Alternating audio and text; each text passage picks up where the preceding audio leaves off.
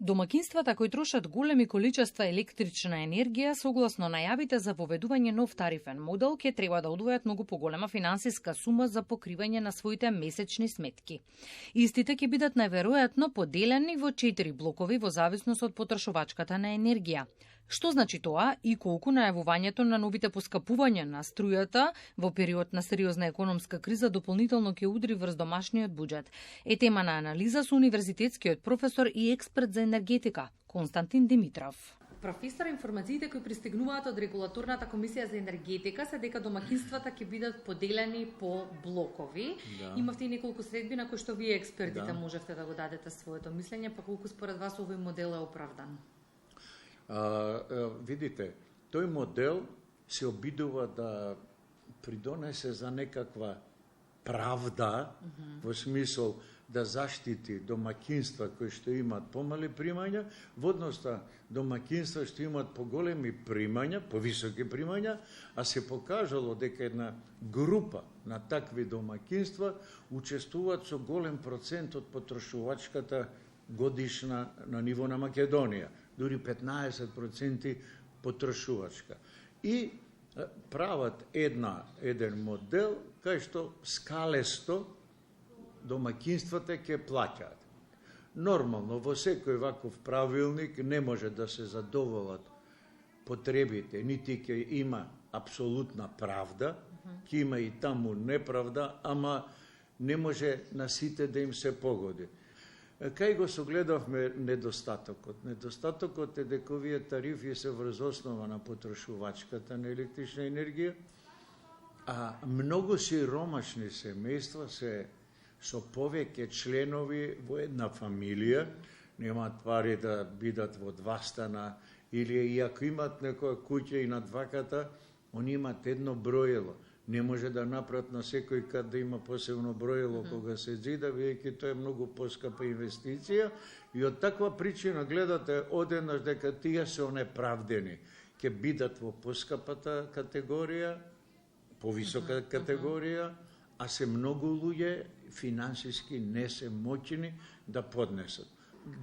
Поголем дел од граѓаните веројатно ќе имаат пониска цена во однос на тие што најмногу ќе платат. Ама тоа не значи дека денешната цена на електрична енергија ќе им се намали. Нека не берат гајле ќе поскапи ако тоа нешто. Цената на електричната енергија што се очекува ќе биде знатно повисока. Велите не можеме точно да одредиме колку ќе се покачи цената на електричната енергија, но ќе продолжи ли трендот на покачување и во месеците кои што следуваат? Јас сум убеден дека ќе имаме сега едно добро покачување. Ја тогаш еднаш ка кажав треба да лапнеме жаба, а не е пријатно тоа. И очекувам дека најмалку уште зимоска со можеби со ребалансот на буџетот на владата ќе има уште едно поскапување, затоа што ќе мора да реагира владата сега за да не предизвика социјални немири. Поделбата на домакинствата по блокови, велат надлежните, е со цел да се рационализира потрошувачката на електрична енергија или да се подобри енергетската ефикасност во домовите. Која е вашата проценка? Можеме ли на долг рок да ги менуваме? Подготвени ли сме да ги менуваме навиките во однос на потрошувачката на електрична енергија? Два елемента се. Едното е штедење, а другото е енергетска ефикасност. Штедењето подразбира да исклучиме светилки, да исклучам телевизор, да исклучам ладилникот да не ми работи, а енергетската ефикасност е друго. Тоа е да ја изолирам куќата добро и покривот да го покријам убаво, така да наместо да потрошам годишно 500 киловат сати за грење, да потрошам само 200 киловат сати. Тоа е енергетска ефикасност. Енергетската ефикасност е привилегија на поимучните. Тие што можат да платат, да спроведат мерки. Тука е работата кај што може државата да помогне особено на загрозените домакинства, сиромашни и домакинства што спаѓаат во тој сектор на енергетска сиромаштија. И меѓу граѓаните е прашањето што правиме ние со субвенциите кои што ги имавме за да вградиме топлински пумпи меѓу граѓаните, тоа е како инвертори, клима системи и така, но топлински пумпи кои што служеа за да се заменат печките кои што работеа со дрво заради загадување на градот Скопје или било каде. Државата, ако размислуваше правилно, уште од лани го зборуваме ние повеќе години, да дадат субвенции, да донесат законот кој што го најавуваат, оној систем ама не го прават, домаќинствата да постават на своите покриви сончеви колектори за производство на електрична енергија. Тогаш оние што купиле клима комори, како што ги нарекуваат, ќе им дојде дел да го покријат со таа електрична енергија, а повеќе произведена електрична енергија да го превземе било Евана или ЕСМ и тие киловат сати се ефтини 40, 50, 60 евра наместо да го купува недостаток од 250-300 евра на берза. Зошто не го прават, не ми е јасно. Увозната зависност на Македонија од електрична енергија континуирано расте.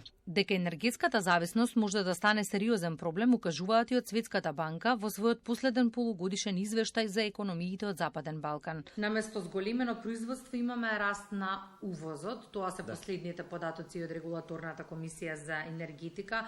На што се должи, професоре, на намаленото домашно производство на електрична енергија или раст на потрошувачката? Ја би рекол дека имаме релативно неодговорно однесување во системот задолжен за производство на електрична енергија. Ако имате вие секоја година смалено производство, треба да размислите зашто е тоа и тоа да го спречите. И ако вие спроведете неквалитетен ремонт, пуштите системот да работи и на првиот, вториот ден ви се запали трафостаница, тоа е несоодветен, неквалитетен ремонт и несносење одговорност на тие што тоа го направиле. Ако ви се потопи еднашка рударската опрема, било невреме, ама ви се потопи втор пат, па добро се случува. На некој начин нема комплетен, сериозен домакински однос кон овој сектор. И на крај ќе помислиме, ќе се посомневаме дека некој тоа го прави нарочно, за да го обезвредни, да го задолжи, за да може да го продаде, да го оттуѓи за никакви пари. Може да се сомневаме кога со години ништо не се превзема, тоа да се поправи. И во однос на превземањето, со затоплувањето, потребите на енергија се намалуваат и многу и ваши колеги, меѓу другото, од енергетскиот сектор, велат дека ова е идеалниот период кога треба да се размислува на инвестиции или подготовка за престојниот зимски период. Што во, да речеме, активности, меѓу другото, из изградба на домашни термоенергетски, хидроенергетски централи, што е скапа инвестиција, но на долг рок, веројатно. Еве ќе ви кажам каков е односот. Цело време се зборува за инвестиција 200 и кусор милиони во Грција, а не се сака да се вложи денар во Македонија во капитални објекти. Видите колку е вложено во енергетика во последните 5 години. Не се воопшто предвидени во буџетот во енергетските постројки. Не е предвидено домашно производство, субвенција на граѓаните да постат сопствени колективи. Не е предвидено електростопанство да му дадат субвенција да изгради втор ветерен парк, него се дадени најповолните локации на приватни луѓе да изградат 2 ветерни парка по 36 мегават инсталиран капацитет. Тоа земјиште е сега запечатено.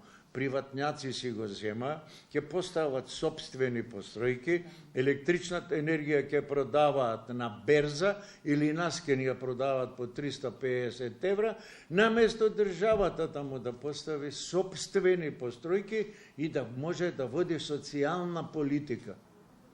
Но, професор, енергетската криза и вие и вашите колеги велите дека треба да биде поука за иднина. Тоа подразбира бројни инвестиции за кои треба многу пари, но и многу време. Како дотогаш ние граѓаните? Како дотогаш во енергетиката не може се ништо преку ноќ. Значи прво државата треба да го стави како приоритет. Ова го зборим од секогаш, го зборам вајда веќе 20 години, дека без собствено производство енергетско немаме суверенитет. Суверенитет во енергетика, па дури и државен суверенитет. Кога немаш ништо, си зависен од надвор.